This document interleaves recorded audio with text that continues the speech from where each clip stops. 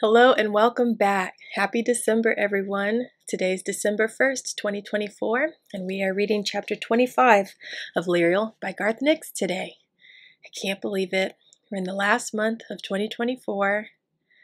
This year has been so crazy, so wonderful, and I'm looking forward to ending it strong and seeing what new, fun, and magical things come next year. So I'm looking forward to reading this chapter.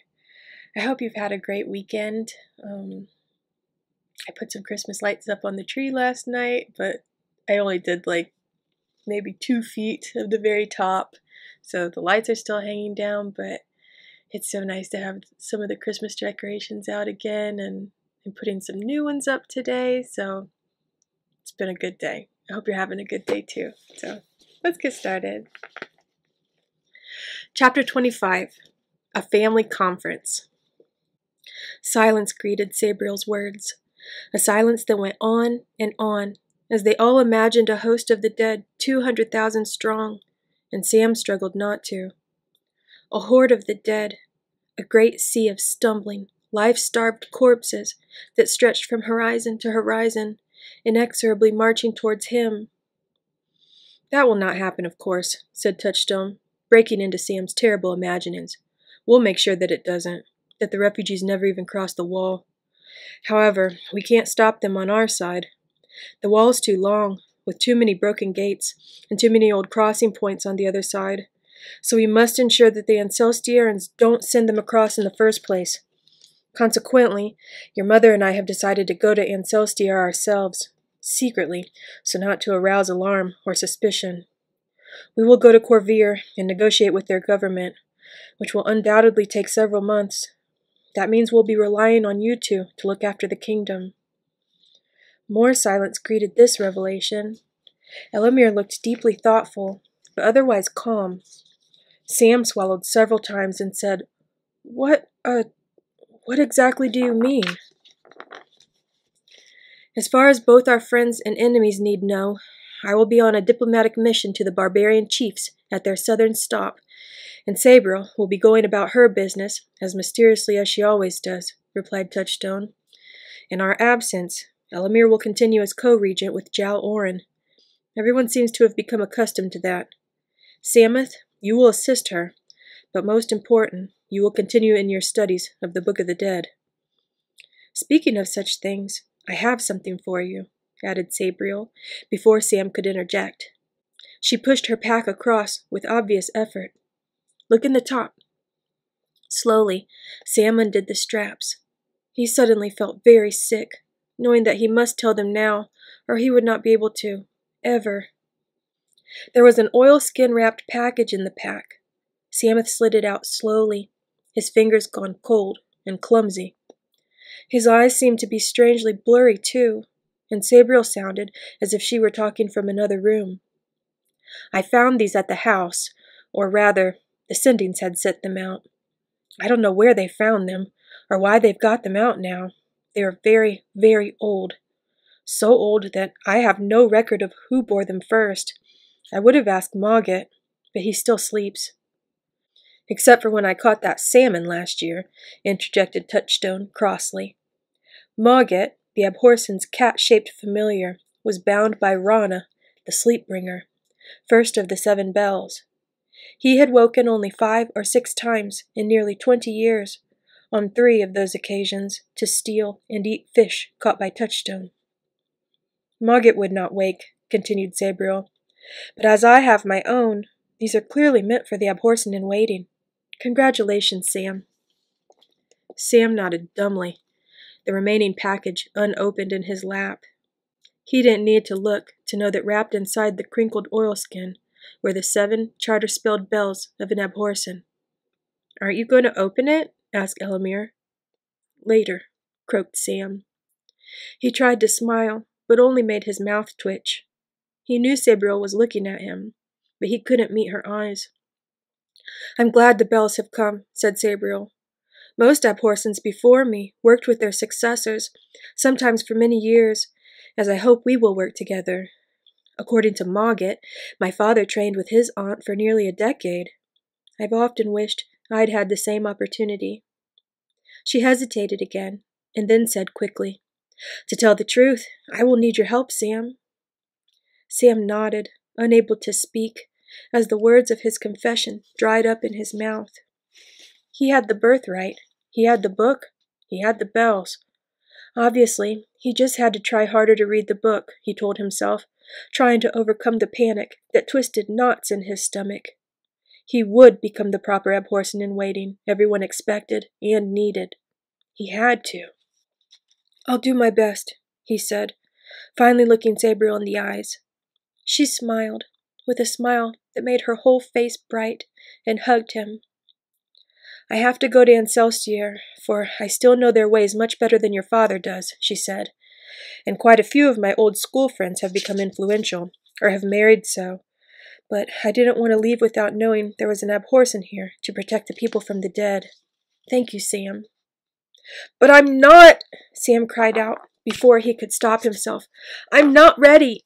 I haven't finished the book. And I'm sure you know more than you think," Sabriel said. "In any case, there should be little trouble now that spring is in full bloom. Every stream and river is flowing with snow melt and spring rain. The days are getting longer. There never are any major threats from the dead this late in spring, or through the summer. The most you'll have to deal with is a rogue hand, or perhaps a Mordeaux. I have every confidence you can manage that." "What about the missing Sutherlings?" asked Elamir, with a look that spoke volumes about her confidence in Sam. 900 dead are a major threat." "They must have disappeared into the area around the Red Lake, or the Clare would have seen them," said Sabriel, "so they should be confined there by the spring floods. I would go and deal with them first, but the greater danger lies with the many more Sutherlings in Ancelstier. We will have to trust in the flooded rivers, and in you, Sam." "But," Sam began. "Mind you, the necromancer, or necromancers who oppose us, are not to be trifled with," continued Sabriel. "If they dare to confront you, you must fight them in life. Do not fight one of them in death again, Sam. You were brave to do so before, but also lucky. You also must be very careful with the bells. As you know, they can force you into death, or trick you into it. Use them only when you're confident you have learned the lessons in the book. Do you promise?" "Yes," said Sam. Somehow or other, he barely had breath for that single word, but there was relief in it, for he'd been given a reprieve of sorts. He could possibly sort out most of the lesser dead with charter magic alone. His resolution to be a proper Abhorsen had not banished the fear that still lurked in his heart, and his fingers were cold where they touched the wrapped-up bells. "Now," said Touchstone, "I wonder if you have any insights into dealing with the Ancelstierans, you two, from your schooling there. This Corellini, for instance, the leader of the Our Country party, could he be from the Old Kingdom himself, do you think?" "After my time," said Elamir, who'd been a whole year out of school and seemed to consider her Ancelstieran days as ancient history. "I don't know," replied Sam. "He was in the newspapers a lot before I left, but they never mentioned where he came from. My friend Nicholas might know, and he would be able to help, I think. His uncle is the chief minister, Edward Sayre, you know. Nick is coming to visit me next month, but you should be able to catch him before he leaves." "He's coming here?" asked Touchstone. "I'm surprised they'll let him. I don't think the army has issued a permit in years, apart from that lot of refugees, and that was a political show. The army didn't have a choice." "Nick can be very persuasive," said Sam, thinking of various scrapes Nick had talked him into at school, and less often out of the blame afterwards. "I asked Elamir to seal a visa for him, for our side." "I sent it ages ago," said Elamir, with a snide glance at Sam. "Some of us are efficient, you know." "Good," said Touchstone. "It will be a useful connection, and important for one of Ancelstier's ruling families to see that we do not invent the stories they hear about the kingdom. I'll also make sure the Barhedron guard post provides an escort from the wall. It wouldn't help negotiations if we lose the chief minister's nephew." "What are we negotiating with?" asked Elamir. Down in Corvier, they like to pretend we don't even exist. I was always having to convince stuck-up city girls that I wasn't making the kingdom up." 2 things, replied Sabriel. Gold and fear. We have only a modest amount of gold, but it might be enough to tip the balance if it goes into the right pockets. And there are many northerners who remember when Caragor crossed the wall. We shall try to convince them that this will happen again if they send the southerling refugees north. It couldn't be Caragor, could it? Asked Sam. I mean, whoever is behind all the trouble. No, said Sabriel and Touchstone together. They exchanged a look, obviously remembering the terrible past and what Caragor had tried to do, both here in the Old Kingdom and in Ancelstiere. No, repeated Sabriel. I looked in on Caragor when I visited the house. He sleeps still and forever under Rana's spell, locked in the deepest cellar, bound with every mark of ward and guard your father and I have ever known. It's not Caragor. Whoever, or whatever it is, they shall be dealt with, said Touchstone, his voice powerful and regal. We 4 shall see to that. But for now, I suggest we all drink some mulled wine and talk of better things. How was the midwinter festival? Did I tell you that I danced the Bird of Dawning when I was your age, Sam? How'd you do? I forgot the cups, said Sam, handing over the still warm jug. We can drink from the jug, said Sabriel, after a moment when no one chose to answer Touchstone's question. She took the jug and expertly poured a stream of wine into her mouth. Ah, that's good. Now tell me, how was your birthday, Sam? A good day? Sam answered mechanically, hardly noticing Elamir's rather pointed interjections. Clearly, his parents hadn't spoken to Jarl yet, or they would be asking different questions. He was relieved when they started questioning Elamir, gently teasing her about her tennis and all the young men who were trying to learn this new sport. Obviously, gossip about his sister had traveled faster than news of Sam's shortcomings. He was brought briefly back into the conversation when Elamir accused him of refusing to make any more rackets, which was a shame because no one else could make them quite as well. But a quick promise to produce a dozen dropped him out again. The others continued to talk for a while, but the dark future weighed heavily on them all. Sameth, for his part, couldn't stop thinking about the book and the bells. What would he do if he were actually called upon to repel an incursion by the dead? What would he do if it turned out to be the necromancer who'd tortured him in death? Or even worse, what if there was some still powerful enemy, as Sabriel feared? Suddenly, he blurted out, What if this enemy, isn't behind Corlini?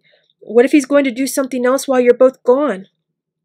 The others, who were in the middle of a conversation about Haria, who'd tripped over her own dress and catapulted into Jal Orin at an afternoon party in honor of the mayor of Sindel, looked up, startled. If that is so, we will be just a week away, 10 days at the most, said Sabriel. A message hawked to Barhedron, a rider to the perimeter, a telegraph from there or Bane to Corvir, train back to Bane, maybe even less than a week. But we think that whatever this enemy, as you've dubbed it so well, plans, it must involve a great number of the dead. The Clare have seen many possible futures, in which our entire kingdom is nothing more than a desert, inhabited only by the dead. What else could bring this about but the sort of massing of the dead that we suspect? And that could be brought about only by killing all those poor, unprotected refugees. Our people are too well guarded. In any case, apart from Belissaire, there are not 200,000 people in one place in all the kingdom, and certainly not 200,000 without a single charter mark amongst them. I don't know what else it could be, said Sam heavily. I just wish you weren't going. Being the Abhorsen is a weighty responsibility, Sabriel said quietly. One that I understand you are wary of shouldering, even when it is shared with me. But it is your destiny, Sam. Does the walker choose the path, or the path the walker? I'm sure you'll do very well, and we will soon all be together again, speaking of happier things. When do you go? Asked Sam, unable to hide the hope of delay from his voice. Maybe he would be able to talk to Sabriel tomorrow, or get her help with the Book of the Dead, to overcome his paralyzing fear. Tomorrow at dawn, replied Sabriel reluctantly, provided my leg is healed enough. Your father will ride with the real embassy to the northern barbarians, and I will fly west. But I will double back to pick him up tomorrow night, and we will then fly south to the house, to try to consult again with Mogget, then on to Barhedron and the wall. Hopefully this will confuse any spies who may be watching. We would stay longer, said Touchstone sadly, looking at his small family, so rarely all together in one place.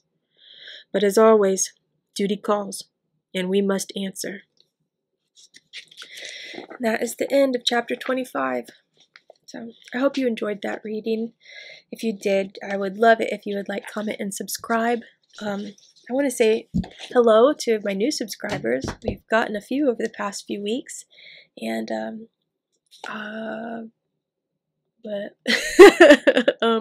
thank you to everyone who's been commenting and liking. And I am going to be trying to pick out what books I'm going to read next this week.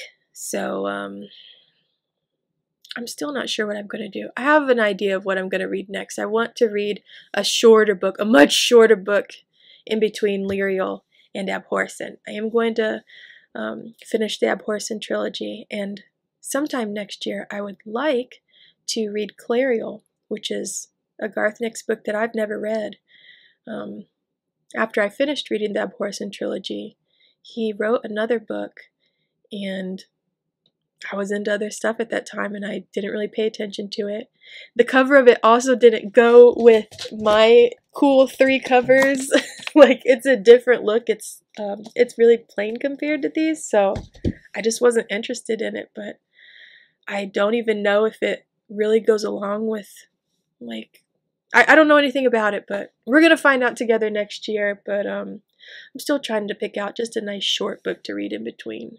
This has been so difficult to just be consistent with. I knew it was going to be hard posting every day, but I'm happy that I've made it through. But I need a little bit of reprieve next. So if there's any books that you can think of that you would like to hear me read, by all means, comment them, send me a message.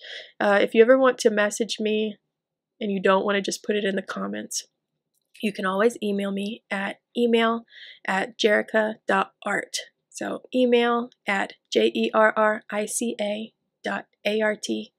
And that's my personal email address, and you can tell me whatever you want there. I'll even link it below, or at least post it below so you can remember. But anyways, I'm gonna go put some Christmas lights up again and eat something good and try to stay warm. It's another really cold day, but I hope you have a wonderful first day of December and a wonderful rest of your weekend. Eat something good, stay warm, take care, and as always, may your magic manifest.